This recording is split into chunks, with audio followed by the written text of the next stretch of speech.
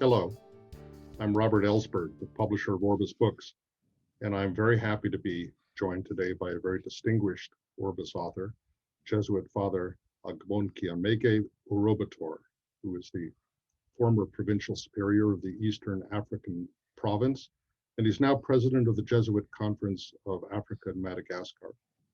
He's a native of Nigeria, and he currently lives in Nairobi, Kenya, where he's joining me today at a great time difference.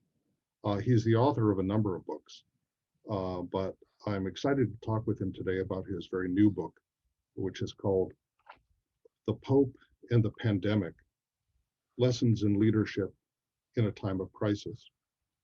Welcome, Father Orobator. Thank you very much, Robert. It's a pleasure to be here. The pandemic in your title obviously refers to the COVID-19 pandemic that we have all, we are still, it's not over yet, we're still in the midst of it, although you wrote this book early on in the first few months of last year, which kind of set the stage pretty much. And it's not just a focus on how Pope Francis has addressed this crisis, but to look at the kind of model of leadership that he has exhibited through this, and what that might, lessons that might hold for leadership more widely. And we've seen very obviously that with a lot of different examples in the world, that leadership really makes quite a difference, doesn't it?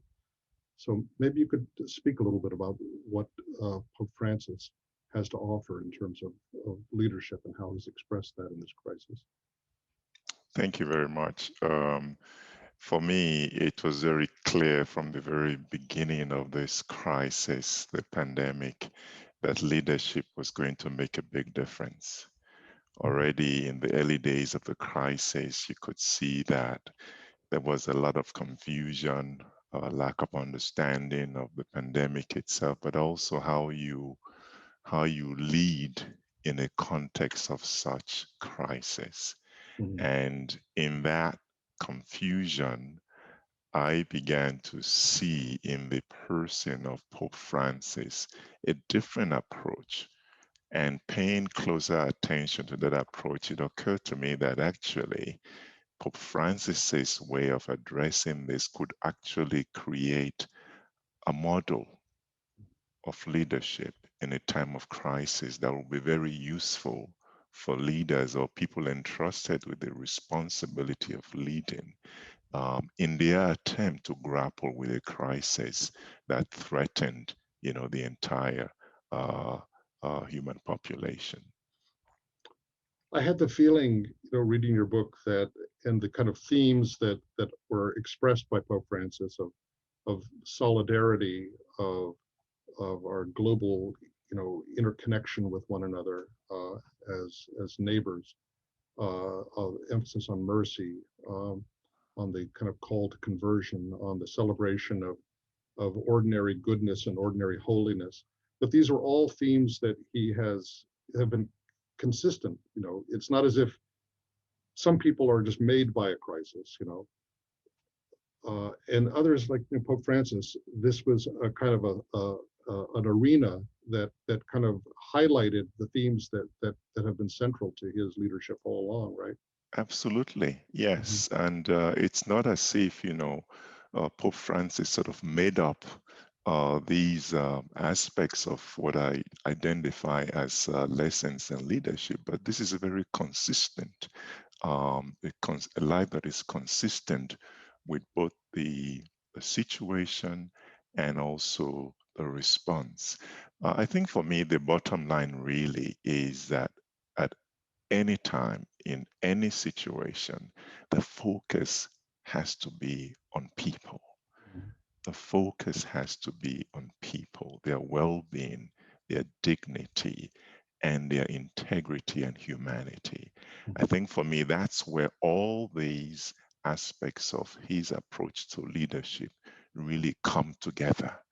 It's that ability to be close to people. His constant refrain is, I am close to you. I am close to you. And that's an expression of consolation, of compassion, of mercy at a time of real vulnerability.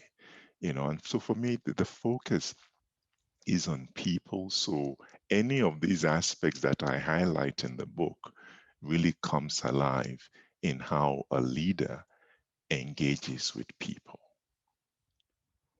Well, it wouldn't come as a surprise to people that that the Pope or a priest or any religious leader would show mercy, would be a source of consolation, would mourn with the victims. But this also brought together that the social dimensions of mercy, the social dimensions of compassion that are expressed in solidarity. And I thought one of the things that where Pope Francis was just so far ahead of so many other world leaders was not looking at this just as a medical crisis or a public health crisis, but showing it exposed the inequities in individual societies, but in the global economic system, and challenging us to deal with what he calls like the pandemic of poverty, because it exposed for the particular vulnerabilities of marginalized and poor communities all around the world. So that was something that he was putting together in a way that very other social leaders, I think, have done. I think that's a quite remarkable thing from my perspective, because if you notice the first major message that he put out on the 27th of March from St. Peter's Square, he used an imagery of a boat and said, we're all in the same boat. And yet, in that same context, he doesn't sort of level out everything. If he's able to articulate the fact that, this pandemic affects people differently. And it's not because people are simply meant to be affected that way, but the structures of society render people more vulnerable, are less able to access, the kind of support they need at a time like this. So that social justice dimension has been very strong. And that's why, for example, in the second chapter of the book, I point out this whole idea of a preference of love. Who are those who are being left behind? Who are those who are being put aside? And he's very specific. Pope Francis is drawing our attention to migrants at a time like this, to prisoners, to elderly people. Yes. And so there is that dimension which brings out not just the fact that we're all facing a crisis, but that this crisis is pointing us to the deeper crises that we have not been able to face or to resolve, and why it's important at a time like this to pay attention to these crises. Well, it's sort of like saying that all the people on the Titanic were all in the same boat, but there was a differential, mortality rate between those who were in first class and those who were in steerage. And Absolutely. that, one of the things. Absolutely. One of the things you point out is that his incredible natural skill, talent he has for expressing himself, not just in words, but in gestures and in symbols. And I wanted to call up on the screen for a second, the cover of your book, just so beautiful. And if maybe you could comment on what's happening here and what that represents to you. Well, for me, this is really the moment, the iconic moment for me that really convinced me that Pope Francis was projecting for the whole world a model that we could learn from. And first of all is the fact that he doesn't renounce his responsibility to put out a message of consolation, even at a time when there is so much isolation. And I see the Pope in isolation, but an isolation that speaks to the rest of the world words of comfort. And to also project that this is a time of change. This is not our usual normal time. But again, it's a time, if we manage this time carefully and manage it well, we can actually overcome. And again, it just reminded me of the power, or rather of the credibility, the moral credibility that he holds in calling the world to pay attention to the things that really matter. And so for me, when I saw this imagery, when I saw the Pope giving this message on the 27th of March 2020, I was convinced that something special was being offered. And of course, the symbolism of that, against the backdrop of the Madonna and the cross, and just reminding us that in this crisis, we are not alone. As people of faith, which he represents, God walks this path with us. And for me, that's special and that's important as a symbolism. That actually took place during, was it Good Friday or it was in Holy Week? This was just before, this was during the Lenten period. Yes, right. And there was drizzling rain. It was drizzling, and he shuffled, through the entire length of the square. I thought that it was something that really was kind of liturgy at its best. Yes. That really communicated a sense of the holy that was matching the moment, and not just the people of Rome, but the fact that the entire world was caught up in this Lenten or kind of Paschal story of the way of the experience of the cross. And so his way of being able to invoke and embody or bring in religious symbols that are not just to give us a happy kind of easy consolation, but to really to show that the faith touches us in the darkest moments of our life, and as you say, communicates to us that we're not really alone. Yeah, and as I point out also in the fourth chapter of the book, that symbolism matter in times of crisis, and what the Pope demonstrates for us is that we can always draw on our resources, and they don't need to be necessarily religious in character, in nature, but the things that galvanizes our emotions, that bring us together as a collective, as a people. That's what the leader can do in a time of crisis. Can I ask you, in the book, early on, you say, on a personal level, I believe that I'm not alone in admitting to the fact that the coronavirus pandemic has tested the conviction of my faith, shaken the foundation of my hope, and challenged the basis of my actions as a Christian and a global citizen. Yeah.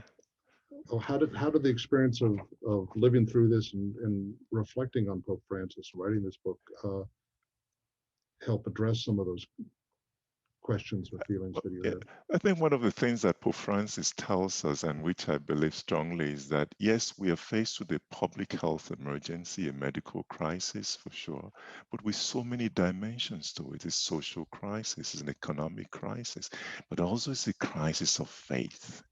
A crisis of faith, because really, again, using his own imagery, the virus, the pandemic itself has been a moment of darkness, a moment of despair. And so I felt that personally. I felt, if you like, an absence of divinity, an absence of God, a sense of abandonment. And this was reinforced by the kind of draconian, sometimes drastic measures that had to be adopted, the lockdowns, the restrictions on movement, the curfews, the complete standstill, the loss of livelihood, the loss of lives. For me, this became all of this wrapped together, sort of, I found myself in a moment of darkness that tested my faith. And the deep question for me was, where is the light here? Where is divinity? Where is God? And for me, this is where Pope Francis again becomes pivotal, because without denying that darkness, that despair, that temptation to abandon faith, he reminds us that God steps into our boat, that God journeys with us on this pilgrimage and in this and walks with us through this moment. I think that's and being set in the context of Lent and Holy Week and the themes that he articulated, the themes of hope, of light, of charity in this context of despair and darkness, for me was very, very uplifting. In a way, it helped me on a personal note to live through this crisis. And I think that's what a leader can do. That's what a leader can do. Not to deny that there is darkness, there is despair, but to remind us that together, we can walk through this and we are not alone. Pope Francis has spoken a lot about the challenge of a crisis like this, that we learn lessons, not just lessons about leadership, but that we don't just go back to some kind of the way things were before. He says that after crisis, you can't go back. You're either you're better or you're worse if you haven't learned the lessons. What do you think are the lessons that he would like us to learn, not from just the way he's handled this, but about how we go forward? One word that comes to mind is solidarity. And I think that cuts across all the issues, whether it's the issue of vaccines, the issue of inequality and inequity, and it's solidarity. We are one world, and we are a global community. And as he says, the reaction to a crisis like this is not to see everyone for himself or herself. It's all together.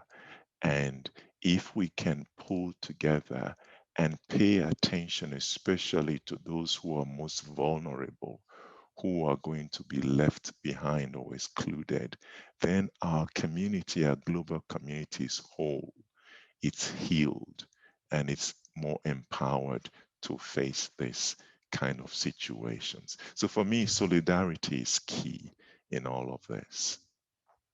And it's interesting that his most recent encyclical, Fratelli Tutti, would happen to have right here on fraternity and social friendship. That while you were writing your book about him, he was writing this book, and it touches on exactly those themes and even acknowledges the pandemic as well. So.